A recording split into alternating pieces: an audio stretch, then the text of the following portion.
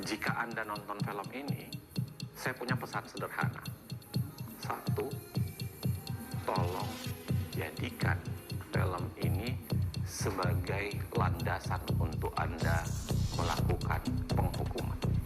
Saya mau terlibat dalam film ini karena banyak orang yang akan makin paham bahwa memang telah terjadi kecurangan yang luar biasa sehingga pemilu ini tidak bisa dianggap baik-baik saja.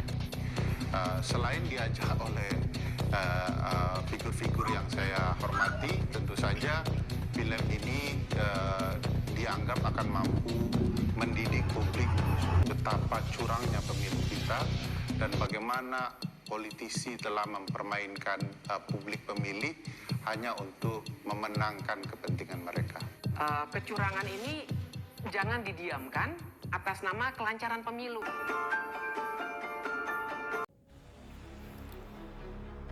Assalamualaikum warahmatullahi wabarakatuh. Saya Inma Dijayanti dengan NIM A1A2210002 dari Pendidikan Sejarah Angkatan 21 Fakultas Keguruan dan Ilmu Pendidikan Universitas Jambi.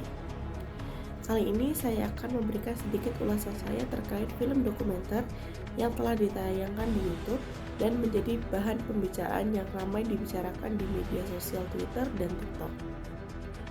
Film ini menampilkan 3 ahli hukum, yaitu Mbak Fitri Susanti, Zainal Arifin Mokhtar, dan Ferry Amsari, yang dimana ketiganya mengulik dengan rinci bentuk-bentuk kecurangan yang terjadi untuk melanggengkan dinasti politik Jokowi pada pemilu 2024 ini.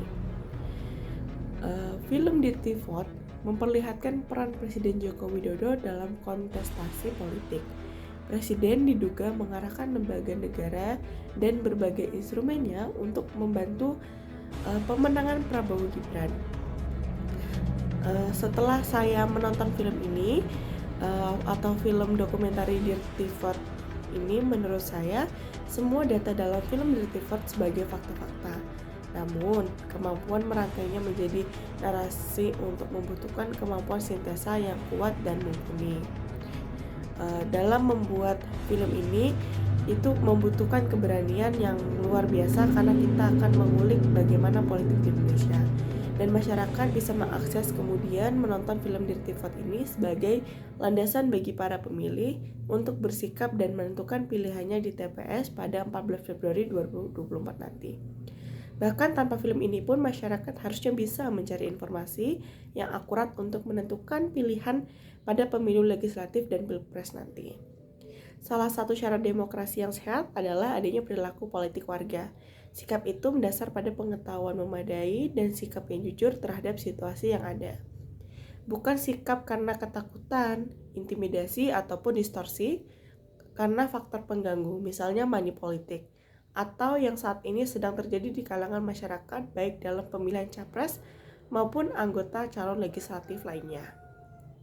Akan tetapi, menurut pendapat saya atau pandangan saya, penayangan film dokumenter pada Minggu Tenang atau H-3 pemilu ini menimbulkan pertanyaan yang dimana timing film dokumenter ini diluncurkan pada masa tenang, di tengah kemarin setelah adanya gelaran kampanye akbar, sehingga banyak di media sosial baik Twitter dan TikTok ramai menyampaikan pendapat mereka yang mungkin bisa jadi membuat rakyat menjadi kurang yakin terhadap pilihan yang awalnya sudah dimantapkan.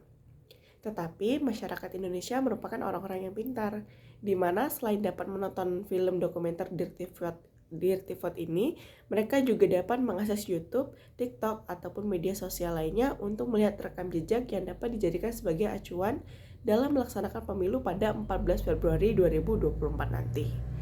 Pentingnya literasi digital dalam pemilu saat ini sangat besar karena dapat membantu masyarakat memahami informasi yang tersebar di media sosial seperti YouTube, TikTok, Twitter, Instagram, dan lainnya dalam memilah fakta dari hoax dan membuat keputusan yang informatif untuk mendukung proses demokrasi yang sehat. Itulah ulasan yang dapat saya sampaikan dari film dokumenter Dirty Vote. Kurang dan lebihnya saya mohon maaf. Wassalamualaikum warahmatullahi wabarakatuh.